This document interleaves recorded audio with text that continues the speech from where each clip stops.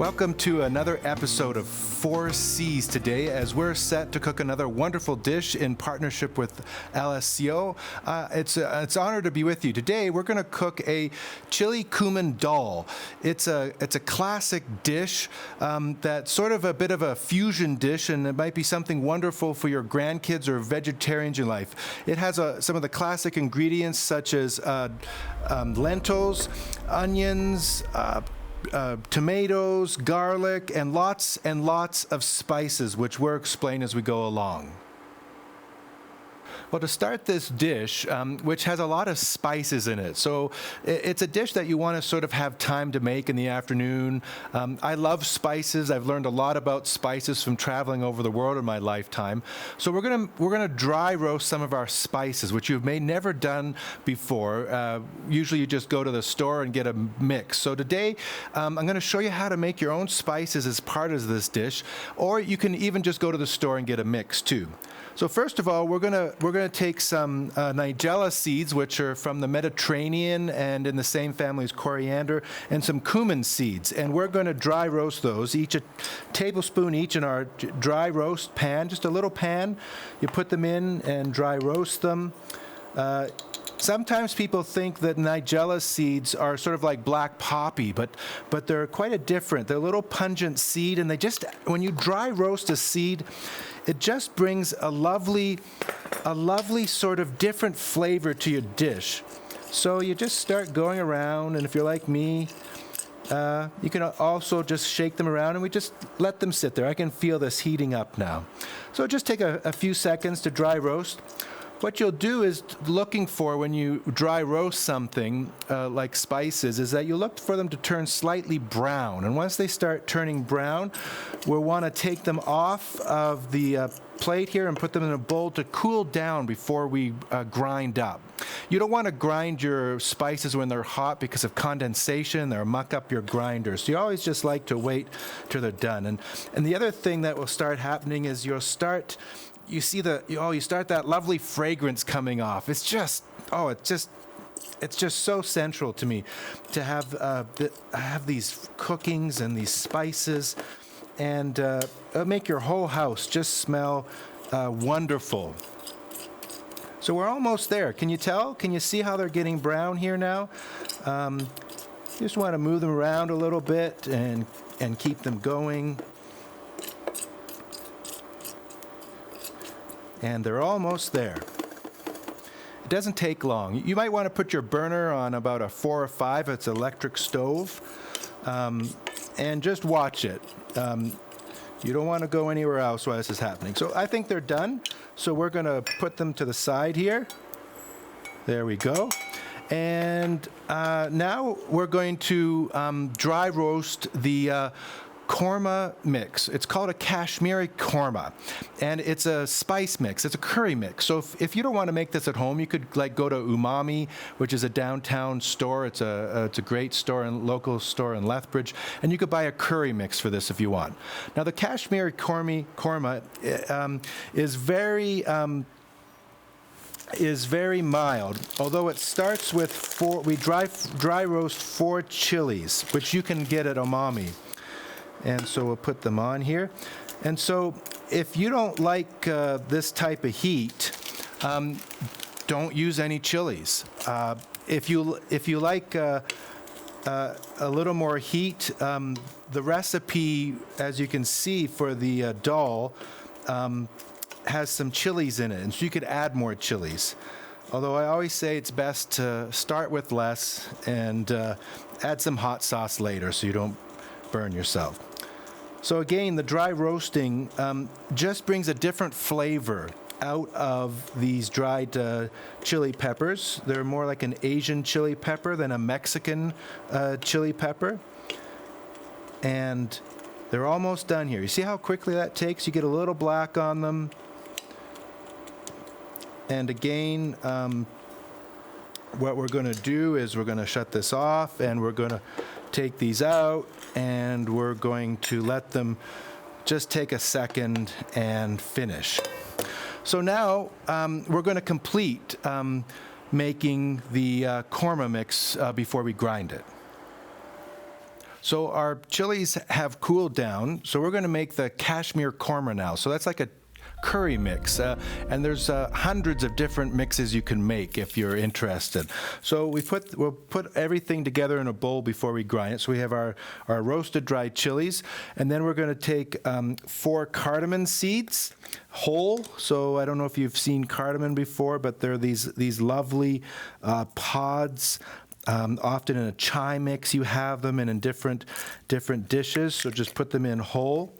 And then I don't have a cinnamon stick today, but I'm just going to use a tablespoon of cinnamon.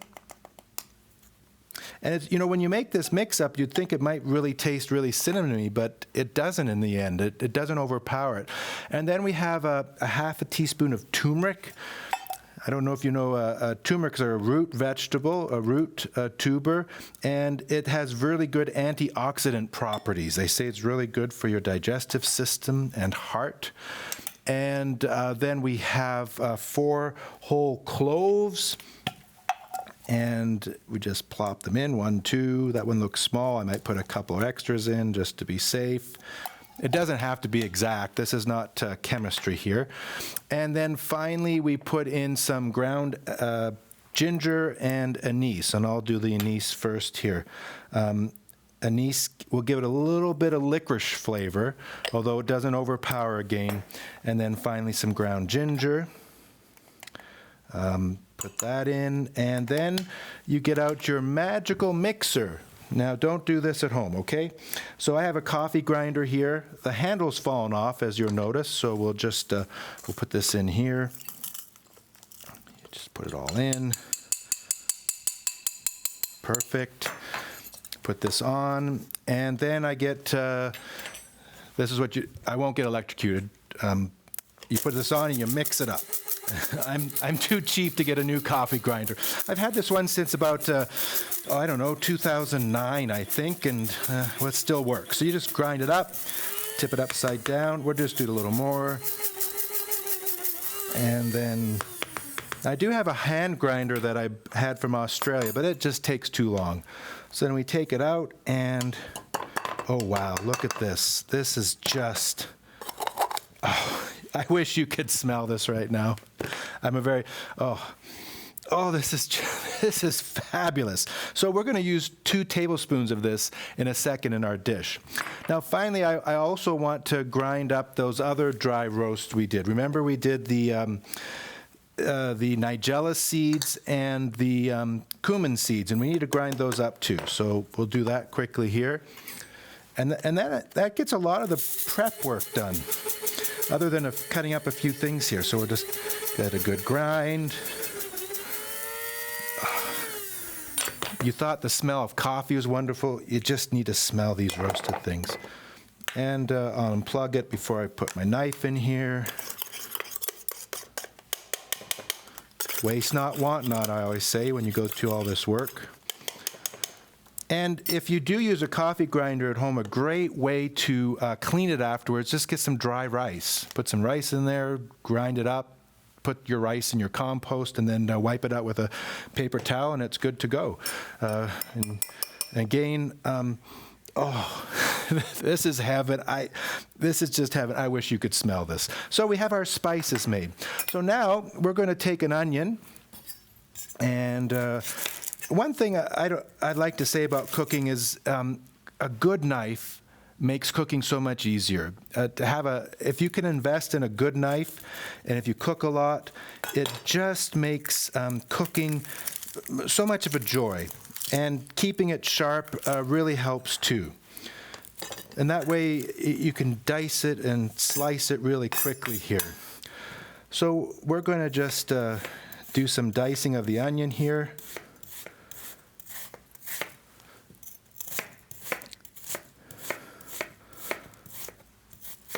And there we are. You can make the chunks as small or as big as you want. If you have children, make them really small and they won't complain. That's how I learned to hide things. Don't tell anyone, okay? So we just chop this up here and chop these down really quickly.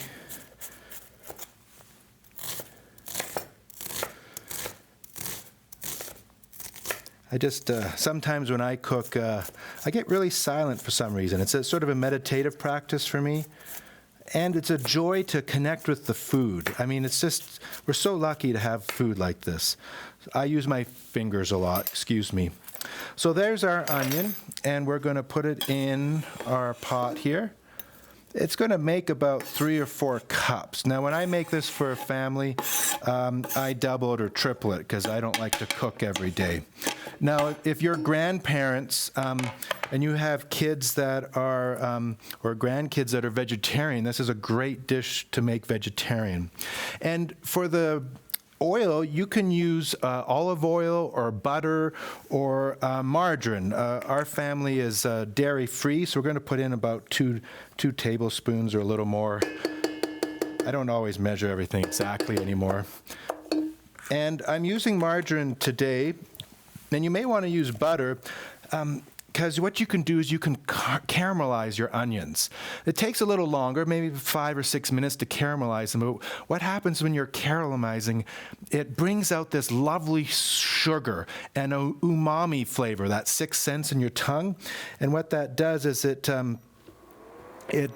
just brings out a lovely sweetness, which adds to the dish again very subtly. So while I, here in a second, chop up the garlic, we'll keep checking this as it caramelizes and doesn't burn here. So it's starting to come along. So in this dish, we have a fair amount of garlic. If you don't like garlic, well, get rid of the garlic. You could often add ginger, too, if you want.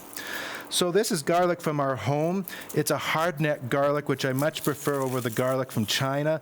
You can buy this garlic, and God willing, with the pandemic being over sooner than later, at the farmer's market. It's a great place to get it. It's growing locally here. And so we're going to use about, it says 6. I'm going to use, these are bigger than what you buy at the grocery store. So then we're going to peel them. I like to use the back of my knife to get garlic out. I chop the end off. You know, there's 100 ways to do garlic. Again, garlic is one of those bulbs that, you know, they say have good properties for us. I love garlic. I grow about 120 hardneck garlic a year in our garden. These were harvested last July, and we've kept them in the basement. And look at them. They're just starting to sprout, but they're doing really well there. And you know, the thing about the hardneck garlic, have you noticed how easy I peel off the skin compared to that soft neck stuff that we get from overseas? So remember to stir your onions as we go here, and I'm going to caramelize them a bit today just so you can see what they look like. We'll turn this up a little bit. And and then we'll add the garlic here in a second. So yeah, we don't want these to burn, keep stirring them. So there's a couple ways we can prepare our garlic as our onions caramelize. A lot of people love to use garlic presses. I like them sometimes, but what I really like to do is use the back of my knife if you have the strength. So all you do is this. You take your garlic, take your fingers away from there, have it out, and you just go like this. It does make a mess sometimes, but it's a really quick way to do your garlic. And do a little chop.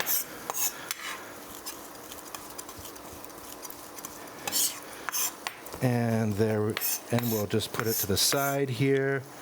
Get another one.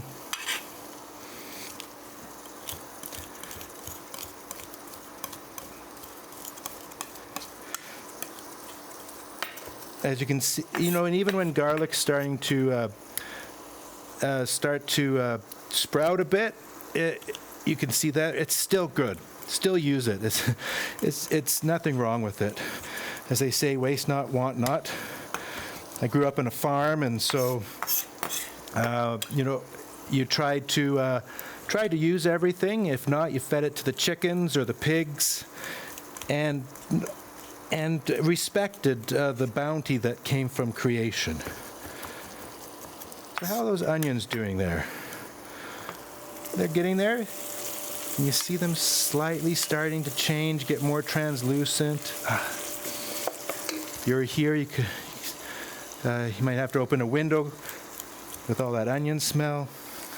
Actually, you know what? I think I'm just going to stick with this amount of garlic today. We'll just leave that one for later.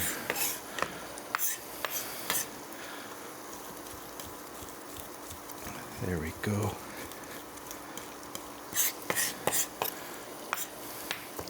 Just give it a little chop here.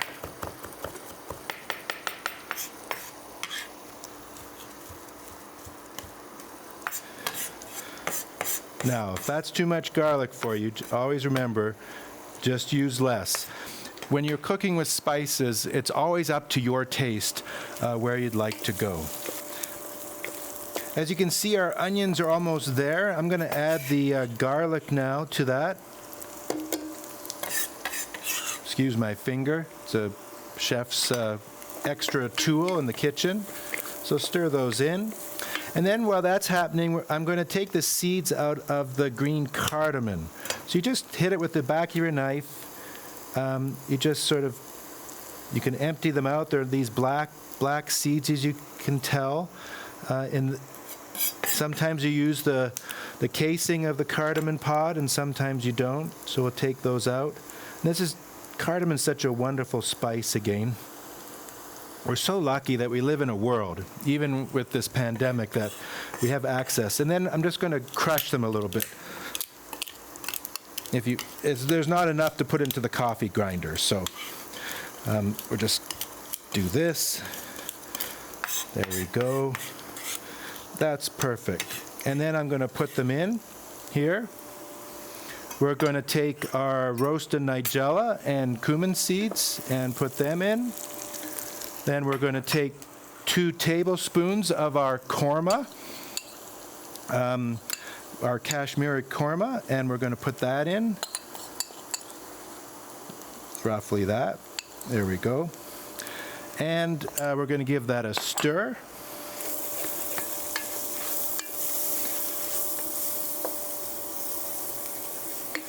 That just helps all the spices to come together. Keep that going there for a second. And then next what we do is we get our lentils. And for a dal is just a lentil dish. We have our red lentils, our green lentils, and you can also get lovely French lentils, which I don't have right now. And you do 2 cups. So I'm going to mix them.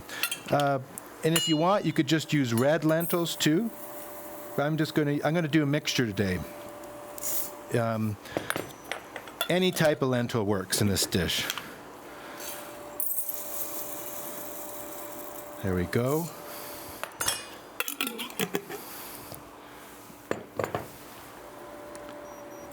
And then we give this a stir in just for a second. Now, I'm not putting any extra chili peppers in today, as the recipe calls for. If you like it hot, I'd suggest you do that. The way we're making this today, it's going to be a real mild, dal. If you want it hotter, I'd say the 4 extra chilies would make it a medium. And if you want it really hot, well, add 4 more chilies after that. So there we go. And then what we do next is we add our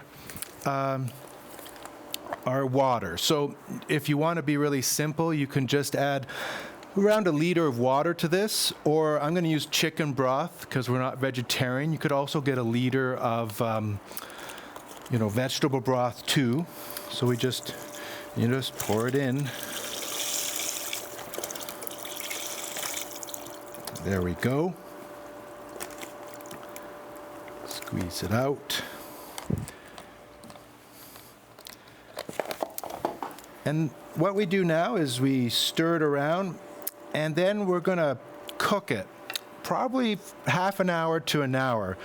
And for the first bit, if you cook it at low, you don't have to pay attention to it.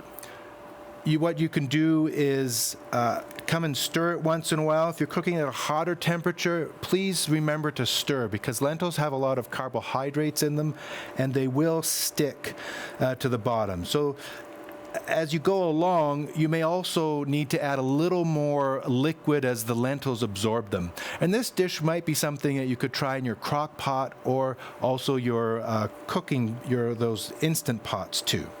So we'll stir it around and we're going to simmer it so it thickens. So we've been letting this simmer for an hour and periodically stirring so it doesn't burn. And look how it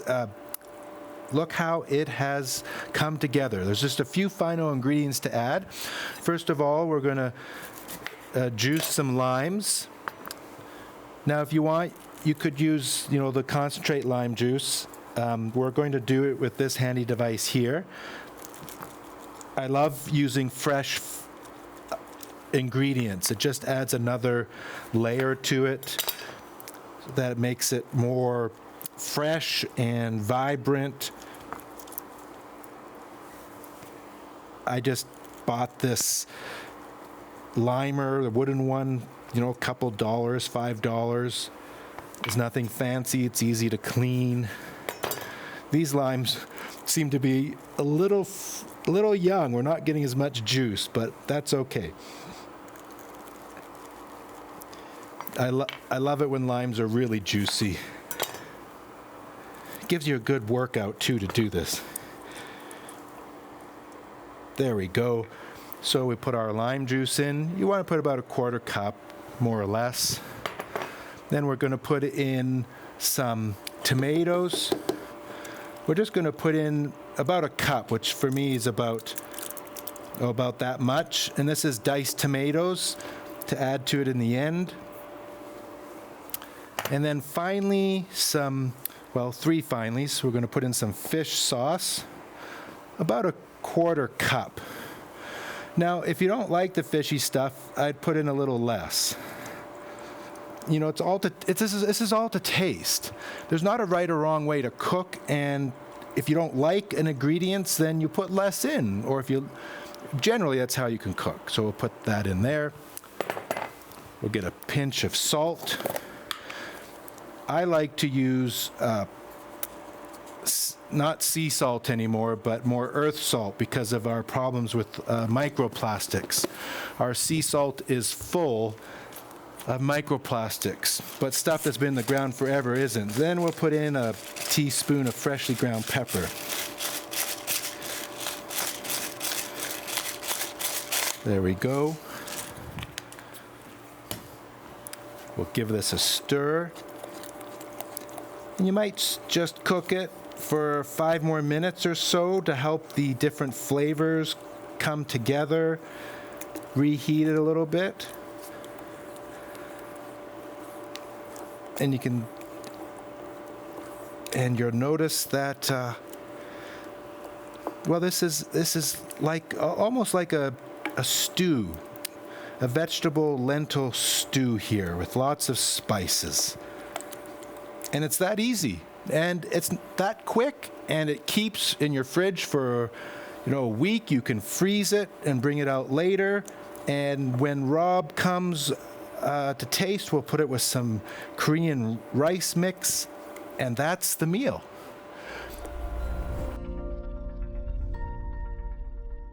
Well, Rob, I have a real treat for you this week. Awesome. Whoa. This is basically a vegetarian dal, a lentil dish, sort of a stew with a black Korean rice, sweet rice. It's more sticky. Yeah, let's have a little. Now, if you're not a vegetarian... No, it's good. This is actually interesting. It is kind of sticky, hey? Yeah, it is sticky. But it still tastes like rice. Yeah. But it's a really neat color, too. Now, if you didn't want just a vegetarian dish, you could add some, barbecue chicken or some So tell me about the dal.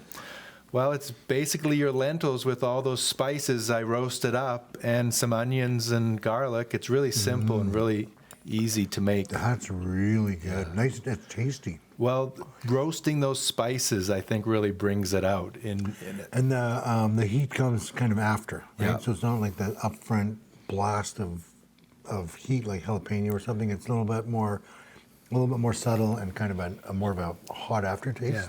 So for you, is that mild or medium or hot?